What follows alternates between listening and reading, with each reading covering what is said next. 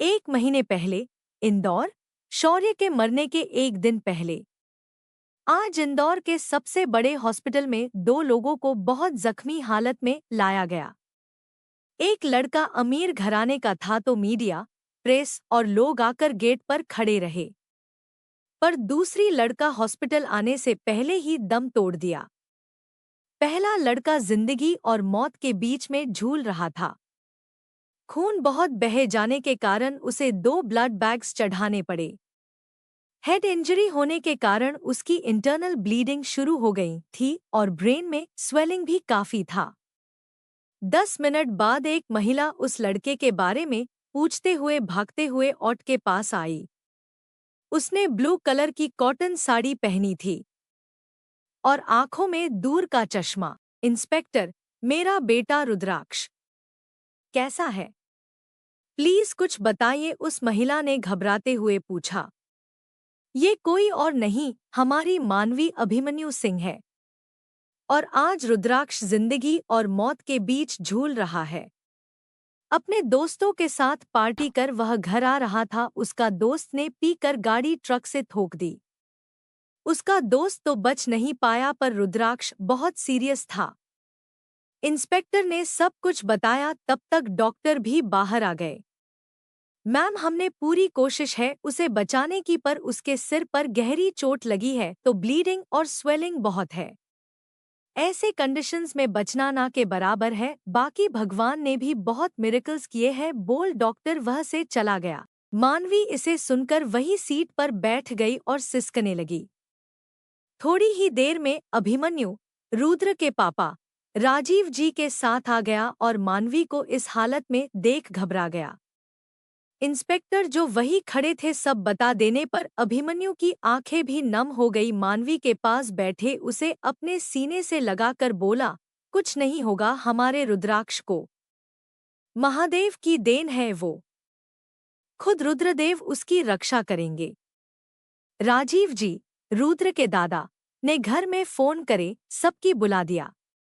Operation 6 घंटे तक चला। डॉक्टर जब बाहर आए तो बोले, हमने पूरी कोशिश की है पर इनका बच पाना बहुत कम है।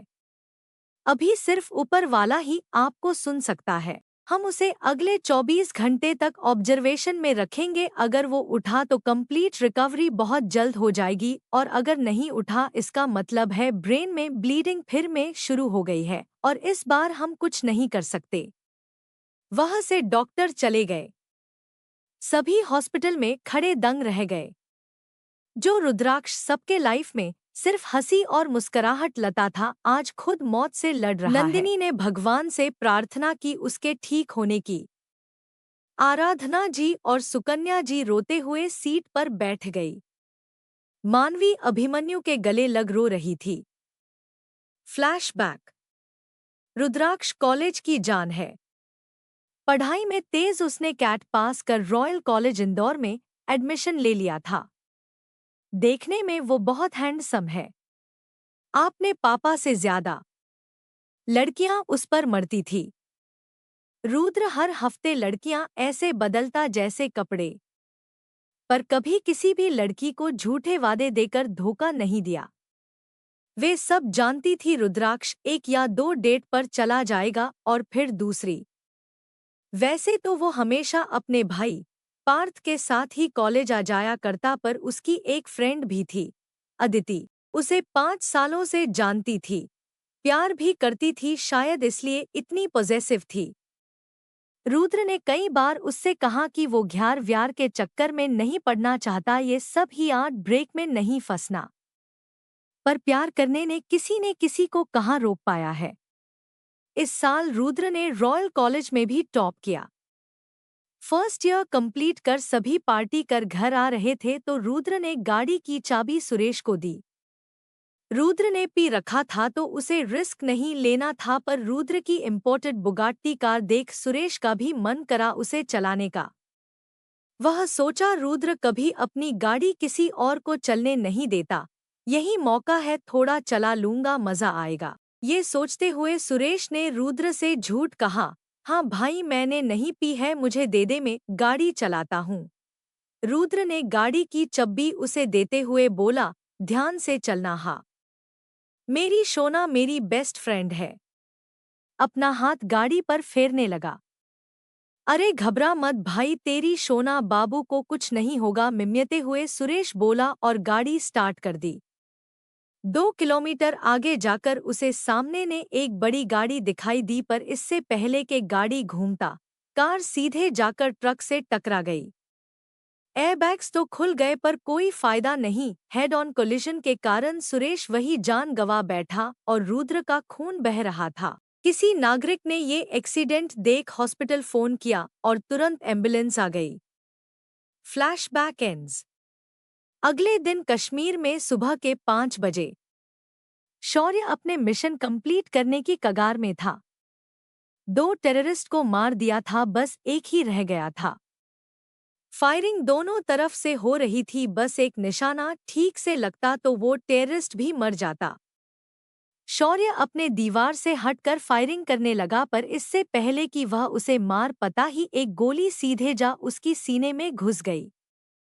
शौर्य को कुछ समझ नहीं आया पहले, पर जैसे ही सीने में दर्द शुरू हुआ उसे समझ आ गया और वही जमीन पर छाती पकड़ बेहोश हो गया। उसके होंठों से जो आखिरी लफ्ज निकला वह उसके चारों ओर गूंजता ही रह गया, सांझी। दूसरी ओर रुद्राक्ष के उठने की उम्मीद हर घंटे कम हो रही थी, पर अचानक उसके बीपी मॉनिटर में हलचल होने लगी और रुद्र ने एकाएक अपनी आंखें खोल दी। नर्स ने डॉक्टर को तुरंत फोन कर बुलाया। मानवी और अभिमन्यु आईसीयू के बाहर हलचल देख नर्स से पूछा तो नर्स ने कुछ जवाब नहीं दिया। डॉक्टर ने रुद्र को चेक किया और देखकर हैरान रह गए। उसके 25 साल के एक्सपीरियंस में ऐसे कभी नहीं हुआ। जो इंसान चंद घंटों में मरने वाला है वह अब बिल्कुल ठीक होकर सामने पड़ा है। कुछ हड्डियां टूटी थी, बाकी उसके एमआरआई टेस्ट एकदम नॉर्मल थे। डॉक्टर बाहर आकर बोले, पता नहीं कैसे पर आपकी प्रार्थना भगवान ने सुन लिया और पेशेंट अभी डेंजर से बाहर है। ये सुन मानवी और अभिमन्यु खुश हो गए और डॉक्टर से आगे के बारे में पूछा। उसे कम से कम 15 दिन यहाँ रहना होगा। बहुत सारी हड्डियां टूटी है, वक्त लगेगा ठीक होने में, डॉक्टर ने कहा तो मानवी और अभिमन्यु ने ओके थैंक यू बोल घर में फोन कर बोलने लगे। घर वाले जल्दी से आकर रुद्र से मिले जो पट्टियों में बांधा हुआ था, फिर भी सबसे मुस्कुराते हुए एम ओके बोल रहा था। हाँ भाई, दिख रहे हो कितने ओके हो, राशि बोल उसे डांटने लगी। जल्दी ठीक हो जा यार, तू सबको डरा ही दिया था, ये पार्थ बोला। तू शेर है ये सबको पता है, पर फिर से साबित करने की कोशिश मत कर, अगस्त्य ने कहा अपने भाइयों और बहन से। सुनकर रुद्र ने I'm सॉरी कहा। आराधना जी और सुकन्या जी ने उसे आशीर्वाद दिया कि वो जल्द ही ठीक हो जाए। राजीव जी और मनोज जी भी अपनी ब्लेसिंग्स देकर बाहर आ गए। अब बस मानवी और अभिमन्यु रह गए। पहले दोनों ने मिलकर रुद्र को खूब सुनाया और फिर खूब प्यार किया। कॉलेज में जब सबको पता चला रुद्र का एक्सीडेंट हुआ है और हॉस्पिटल में है, एक एक कर सभी उससे मिलने आए। अदिति भी आई और जैसे वो उसकी बीवी हो उसका ख्याल रखने लगी। आप घर जाकर रेस्ट कर लीजिए आंटी, मैं यहाँ थोड़ी देर रहूंगी, बोल अदिति वहीं बैठ गई। मानवी भी थक गई थी तो ओके बोल अभिमन्यु के साथ वह घर चली गई। रुद्र ने थोड़ी देर रेस्ट करने का सोच अपनी आंखें बंद करी और उसके मुंह से वो ही शब्द निकला जो उसके दिमाग में तब से गूंज रहा था जब से वह उठा था, सांझी। प्रेजेंट डे दिल्ली में सांझी अपने कमरे में टीवी देख रही थी जब सार्थक आकर उससे पूछा, अगले हफ्ते इंदौर जाना है, पैकिंग कर ली तूने? सांझी का बिल्कुल मन नहीं था इस साल एमबीए करने का, पर उसके पेरेंट्स का कहना भी ठीक था। जल्दी पढ़ाई कंप्लीट करेगी तो आगे जाकर दिक्कत नहीं होगी। जी पापा, ऑलमोस्ट हो गया है, बस थोड़े से सामान बाकी है, सांझी ने कहा और चैनल चेंज करने लगी। सार्थक ओके बोल वहां से चला गया, पर टीवी में वो गाना बज रहा था जो उसके सिचुएशन के लिए बिल्कुल परफेक्ट बैठ रहा था। गाने को सुनते हुए सांझी फिर से फुट फुट कर रोने लगे। चाहे कितने भी दिन बीत जाएं, उसे शौर्य की कमी जिंदगी भर खलेगी। अपने आंसू पूंछकर बेडसाइड ड्रॉ से शौर्य के तस्वीर निकाल बोलने लगी, शौर्य, तू किधर है? तूने तो कहा था मेरे पास आएगा। अब किधर है तू? उस तस्वीर को अपने सीने से लगा अपने आंसुओं को बहने दिया। प्लीज जल्दी आ। मुझसे रहा नहीं जा रहा शौर्य। दूसरी ओर इंदौर में रुद्र का एक्सीडेंट हुए 1 महीना हो गया था और हॉस्पिटल से डिस्चार्ज हुए 1 हफ्ते। अभी भी उसमें कमजोरी थी पर काफी हद तक ठीक हो गया था। उसके लिए कुछ दिनों तक ड्राइवर रख दिया और घर में आराधना जी या फिर मानवी हमेशा उसके होती। कॉलेज में पार्थ रहता। पार्थ और रुद्र अब सेकंड ईयर में थे तो पढ़ाई कम थी। कॉलेज में क्लासेस के बाद कुछ वक्त लाइब्रेरी में पढ़ते और फिर दोस्तों के साथ घूमते। जब भी रुद्र और पार्थ कॉलेज आने सारी लड़कियों उनको देख उनकी अटेंशन पाने की कोशिश करती। वो दोनों के लिए ये नेचुरल था तो फर्क नहीं पड़ता था। पर अदिति को ये आज भी अच्छा नहीं लगता, तो जब भी कोई लड़की रुद्र के पास आने की कोशिश करती अदिति उसे डरा धमका कर भगा देती। बहुत कम लड़कियां थी जो उसे टक्कर जवाब देती। अगले हफ्ते फ्रेशर्स ज्वाइन करने वाले हैं, तो पार्टी की जिम्मेदारी कौन लेगा? अदिति अपने मीटिंग में सेकंड ईयर स्टूडेंट्स से पूछ रही थी। आज कॉलेज खत्म होने के बाद अदिति ने मीटिंग बुलाया था फ्रेशर्स पार्टी ऑर्गेनाइज करने के लिए। सभी अपने जगह पर बैठे थे। पार्थ अदिति के साथ सामने खड़ा था और रुद्र बोर होते हुए प्रोफेसर की कुर्सी पर बैठे अपने फोन पर एक लड़की के साथ फ्लर्ट करते हुए बिजी था। लड़की, तुम वो मीटिंग छोड़कर इधर क्यों नहीं आते? वो बोरिंग अदिति से तो बेहतर ही है। रुद्र, अरे तुझे तो पता ही है अदिति भड़क जाएगी तो बेटर है मीटिंग खत्म करते मूवी देखने चलते हैं। बीच में मैसेज लिखते वक्त अदिति ने रुद्र से कुछ पूछा तो रुद्र ने बिना सुने ही हाँ बोल दिया और मैसेजिंग करना कंटिन्यू रखा। लड़की, ये आइडिया अच्छा है। शाहरुख खान की नई मूवी आई है, उसे देखने चलते हैं। रुद्र ने ये पढ़ा तो मुंह बनाने लगा। उसे कोई इंग्लिश मूवी देखनी थी पर कोई ने हिंदी ही सही। रुद्र, ठीक है, 3 बजे चलते हैं, मैन गेट पर मिलना। लड़की, ओके बाय। रुद्र में अपना फोन जेब में रखा और क्लास की ओर देखने लगा कि क्या मच चल रहा है। तो ठीक है ना रुद्र, तुम वो कर लोगे? अदिति ने मुड़कर पूछा तो रुद्र सोचने लगा, मैंने किस चीज के लिए हाँ बोल दिया। कसम से हमेशा में ही अपने पैर पद कुल्हाड़ी मरता हूँ। वो सोच ही रहा था कि उसके फोन पर मैसेज आया। खोल के देखा तो पार्थ का था। पार्थ, फ्लर्ट करना बंद कर फॉर अ चेंज।